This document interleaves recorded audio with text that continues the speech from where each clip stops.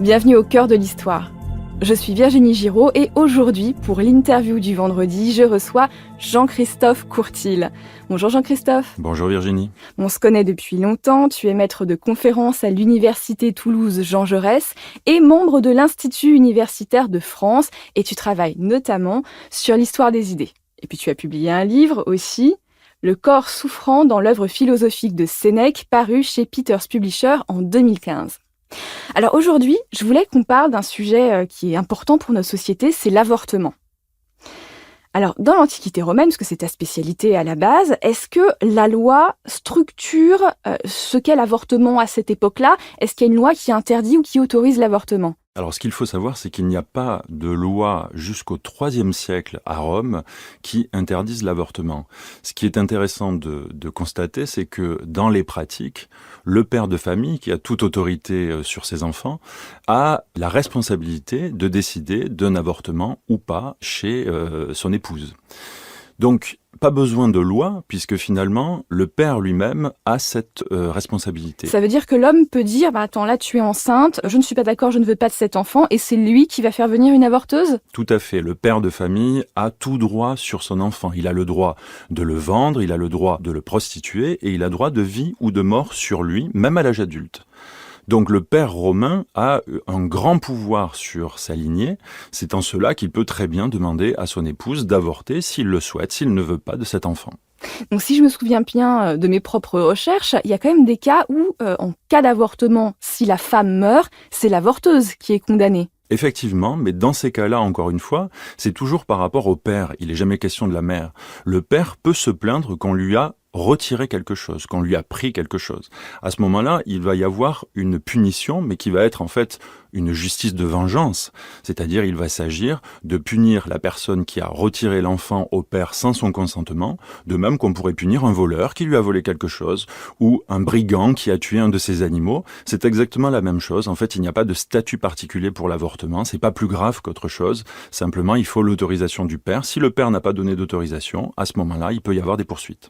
Il y a des cas qui sont un peu plus obscurs dans l'Antiquité, et je pense notamment à Julie, la nièce de l'empereur Domitien. On raconte qu'elle avait une relation incestueuse avec son oncle, qu'elle tombe enceinte, et que c'est lui qui la pousse à avorter. Tout à fait. Après, ça fait partie aussi des récits qu'on retrouve dans les vies d'empereurs, qu'on retrouve chez Suétone. Il est vrai qu'il faut toujours prendre des pincettes avec ces cas parce qu'on ne sait jamais ce qui appartient vraiment à la réalité, ce qui appartient au fantasme anti-Julio-Claudien.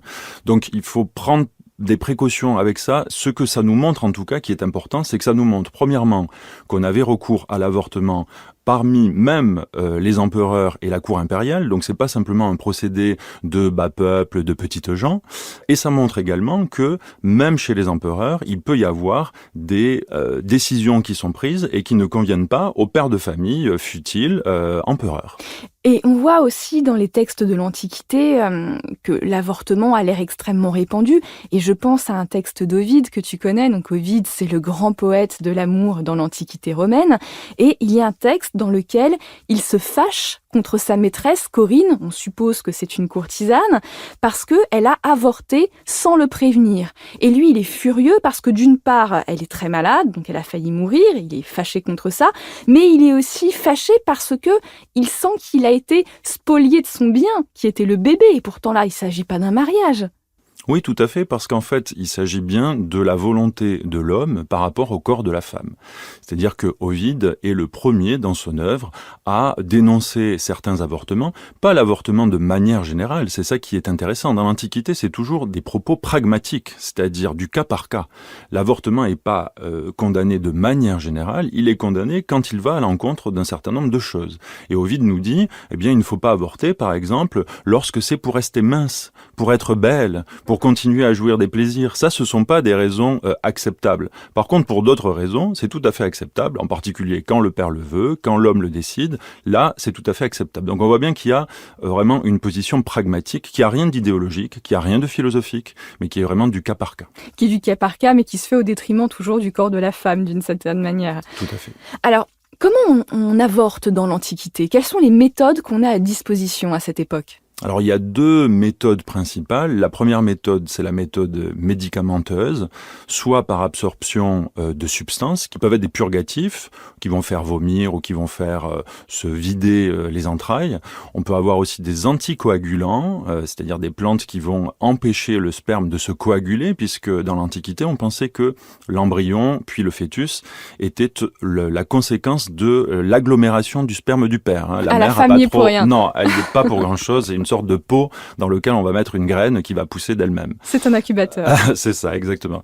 Donc, cette méthode médicamenteuse, elle est bien connue, elle est développée abondamment dans les traités médicaux. Donc, on a le silphium, on a l'hellebore noir, on a la myrrhe, on a toutes sortes de produits qui sont utilisés pour ça. Et la rue, bien sûr, pendant très longtemps, voilà, ce sont des plantes pour la plupart aromatiques ou purgatives. On sait aujourd'hui si elles ont un effet réel ? Alors on sait qu'elles ont un effet réel, mais à très haute dose, ce qui explique certainement les cas d'empoisonnement lors des avortements. En fait, il fallait en prendre vraiment beaucoup pour que ça fasse avorter. Mais en fait, ça faisait plus qu'avorter, et ça faisait souvent mourir la femme ou ça la rendait stérile. Parce que ça générait d'importantes pertes de sang. Tout à fait. Des pertes de sang ou des infections utérines, infections de la cavité utérine, des péritonites, des septicémies, c'est-à-dire des empoisonnements du sang. Donc ça provoquait beaucoup de dommages. C'est pour ça que c'était pas vraiment recommandé souvent par les médecins dans les traités médicaux. Et la deuxième méthode, c'est une méthode mécanique, c'est-à-dire on essayait soit avec une aiguille en bronze qu'on appelait un embryosphactes. Cette aiguille, on l'enfonçait dans le vagin de la femme, et on essayait donc, comme on a fait plus tard avec des aiguilles à tricoter, on essayait d'ouvrir le col et de provoquer des contractions, voire même de percer la poche de l'œuf, ou alors on appuyait très fort sur le ventre pour déclencher des contractions, donc on essayait de déclencher l'avortement de cette manière-là. Et autre possibilité, on essayait parfois en contraception d'empêcher l'enfant de se former. Et alors pour ça, il y avait toutes sortes de méthodes. La femme pouvait s'empêcher de respirer pendant le coït pour pas que le sperme remonte, ou elle pouvait déclencher des éternuements avec du poivre pour faire ressortir le sperme, ou encore sauter à grands coups pour que le sperme retombe et ne remonte pas dans l'utérus. Donc il y avait 1001 manières d'y arriver. 1001 manières, mais globalement, elles étaient assez peu efficaces. Je me souviens avoir lu chez Pline qu'il recommandait de prendre des décoctions à base de poireaux. Bon, je pense que si le poireau faisait avorter, tout le monde le saurait aujourd'hui. Oui. Inefficace ou alors dangereuse dans des proportions qui empoisonnaient l'organisme de la femme. Aujourd'hui, on sait par exemple qu'il y a beaucoup de médecins qui ne veulent pas pratiquer les avortements pour des raisons personnelles et ils se fondent sur le serment d'Hippocrate. Alors, est-ce qu'ils ont raison de le faire ? Alors c'est un vaste débat qui existait déjà dans l'Antiquité. Il faut savoir que le serment, qui est donc le fondement de toute la déontologie médicale occidentale, c'est un texte qui est assez compliqué, qui pose problème en termes de datation, en termes d'attribution. On n'est pas sûr que c'est un texte d'Hippocrate. Et en plus, c'est un passage du serment d'Hippocrate qui pose pas mal de problèmes d'interprétation. Donc le texte dit, donc c'est le médecin qui parle, qui jure, puisque c'est le texte que prononcent les médecins pour pratiquer la médecine, dont le texte dit « Je ne donnerai à aucune femme de pécer abortif ». Le pécer, c'est un tampon de coton que l'on imbibe de produits abortifs et que l'on place dans la matrice. Alors ce texte-là, il n'est pas du tout dit qu'il condamne l'avortement. Même plutôt pas, parce que ce texte veut sans doute dire qu'il ne faut pas donner aux femmes, c'est-à-dire aux femmes médecins, des substances abortives, parce qu'il y a une sorte de concurrence en fait entre les médecins hommes et les médecins femmes. Parce qu'il y a des gynécologues femmes dans l'Antiquité grecque. Exactement, parce que la gynécologie, parce que l'obstétrique, tout ça, c'est pratiqué par des femmes. Donc le texte semble plutôt dire qu'il faut laisser aux femmes le soin de pratiquer l'avortement et que c'est pas aux hommes en fait de leur donner ces substances-là. Donc en fait le texte, me semble-t-il, a été totalement déformé pour ensuite servir de fondement à ce droit d'avortement qui est pratiqué aujourd'hui par certains effectivement membres du corps médical. Oui, cet éclairage est vraiment très intéressant puisque finalement il omet de se remettre dans la pensée de l'époque antique qui ne voit pas les choses comme nous aujourd'hui. Tout à fait. Et puis c'est une interprétation qui est littérale, c'est-à-dire on prend au pied de la lettre ce qui est dit. Alors, Alors que quand on le replace dans le contexte, on ne peut pas donner cette interprétation puisque Hippocrate lui-même pratique les avortements. Hippocrate lui-même, dans ses textes, décrit un certain nombre d'avortements. Alors certes, des avortements en tout début de conception, mais c'est quand même des avortements. Hein, et il donne plusieurs centaines de recettes de substances abortives. Donc si Hippocrate considérait que l'avortement était à bannir, il ne donnerait pas ces centaines de recettes. Ah, merci pour cet éclairage qui est absolument passionnant. Alors, sortons de l'Antiquité. Une fois qu'on sait qu'il était pratiqué, qu'il était toléré dans une certaine mesure, est-ce qu'il y a d'autres époques de l'histoire où il est aussi toléré, où il y a une espèce de rupture quand le christianisme arrive ? Oui, il y a une rupture, on peut le dire clairement. La rupture, elle vient du fait que dans l'Antiquité, c'est le père qui a tout pouvoir, le père de famille, qui a pouvoir sur ses enfants, alors qu'avec le passage au christianisme, ce n'est plus le père qui a tout pouvoir, mais c'est Dieu. On le voit avec le mythe d'Abraham, le mythe biblique d'Abraham et Isaac. C'est pas Abraham justement qui a tout pouvoir sur son fils, mais c'est Dieu qui décide de la vie de l'enfant ou pas. Donc on va changer totalement de paradigme, on va passer d'un modèle où c'est le père qui décide à un modèle où c'est Dieu qui décide. Donc avorter, c'est pas de la responsabilité des humains, c'est Dieu qui décide de la survie des enfants ou pas. Donc il va y avoir toute une période au Moyen-Âge où bien entendu l'avortement va être proscrit et tous les théologiens vont s'attacher à l'interdire et à discuter du moment où il n'est plus possible de le pratiquer, ce moment étant le moment où le fœtus va être animé, c'est-à-dire va être doté d'une âme, terme qu'on place généralement au 40e jour, on va dire pour les garçons, 90e jour pour les filles, en respectant la théorie d'Aristote. C'est Aristote qui explique ça. Donc avant, on peut pratiquer un avortement, c'est pas vraiment un avortement, c'est de la contraception puisque l'embryon n'est pas animé. Et ensuite, par contre, ça c'est absolument interdit parce que l'embryon est animé et donc doté de sensations.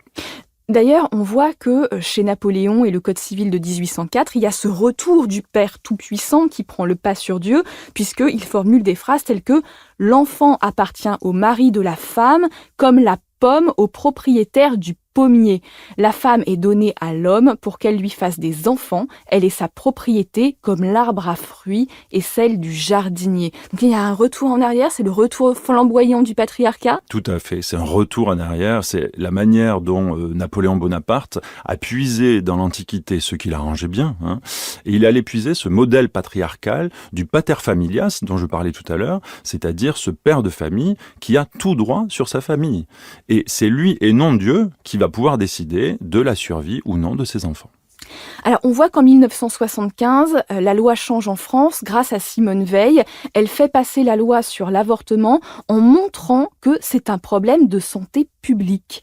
Est-ce que c'est une rupture historique dans la façon de voir la problématique de l'avortement ?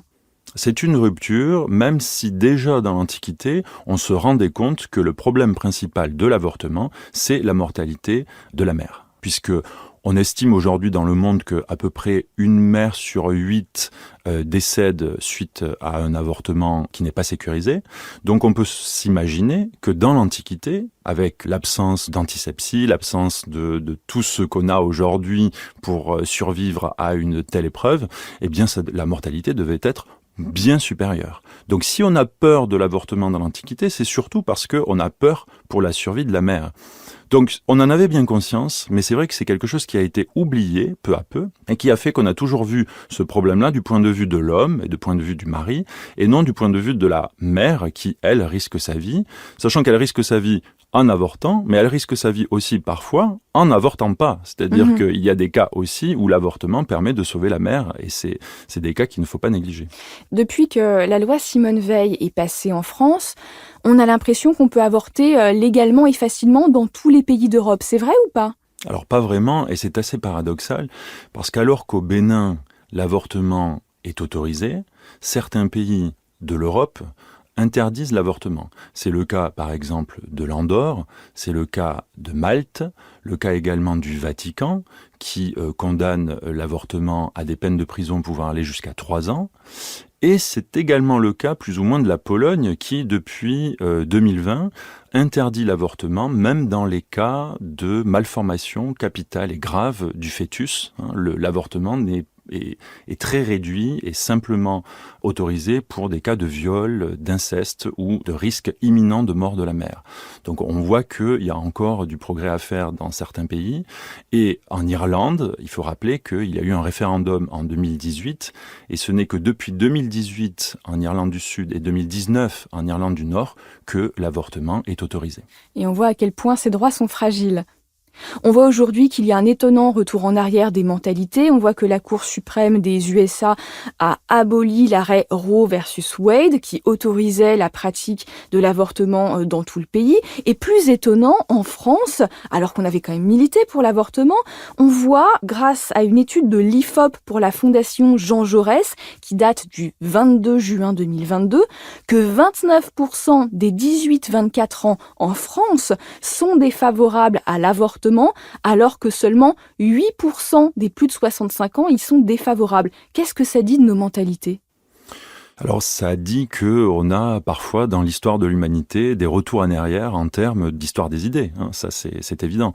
Alors ce qui se passe là, c'est certainement une manière de se recroqueviller sur une identité dans une période où on traverse très clairement une crise des valeurs, une crise de soi, on ne sait pas forcément en quoi croire, donc on a des tentatives, surtout de la part des jeunes générations, de se raccrocher vers des choses qui semblent sûres, qui semblent certaines, qui semblent fiables. Et parmi ces valeurs-là, il y a la valeur vie, c'est-à-dire tout ce mouvement qu'on a appelé pro-life, c'est-à-dire de considérer que la vie passe avant tout. Mais effectivement, là, il y a plusieurs problèmes d'interprétation et le problème principal, c'est que la vie de l'enfant à naître entre parfois en contradiction avec la vie de la mère qui, elle, existe déjà. Donc ce problème-là, il était déjà compris dans l'Antiquité. Déjà dans l'Antiquité, il y avait un certain nombre de conditions pour lesquelles l'avortement était tout à fait compréhensible, les conditions thérapeutiques, lorsque ça empêche la mère de mourir, mais aussi des conditions de maintien de la population à un certain niveau. On a ça déjà chez Platon. On ne peut pas suspecter Platon de ne pas avoir réfléchi. Platon, dans son œuvre philosophique, nous dit il faut faire attention, il ne faut pas que la population dépasse un certain niveau. Et c'est pour ça que l'avortement peut être préconisé. Pareil pour les femmes qui tombent enceintes trop tard. À partir de 50 ans, Platon et Aristote sont d'accord pour nous dire qu'il vaut mieux avorter parce qu'il y a trop de risques et pour la mère et pour l'enfant, puisque je rappelle qu'à cette époque-là, on ne pouvait pas présager de l'état de l'enfant et de ses éventuels handicaps, malformations, maladies à la naissance. Donc on voit que tout ça repose sur un incroyable pragmatisme. Merci Jean-Christophe Courtil, c'est passionnant de discuter avec toi, comme toujours. Avec plaisir Virginie. Je rappelle que ton dernier livre, Le corps souffrant dans l'œuvre philosophique de Sénèque, est paru chez Peter Publisher en 2015. Merci à vous tous d'avoir écouté Au cœur de l'histoire. N'oubliez pas de vous abonner sur votre plateforme préférée et si vous avez aimé, mettez-nous des étoiles et des commentaires. À bientôt.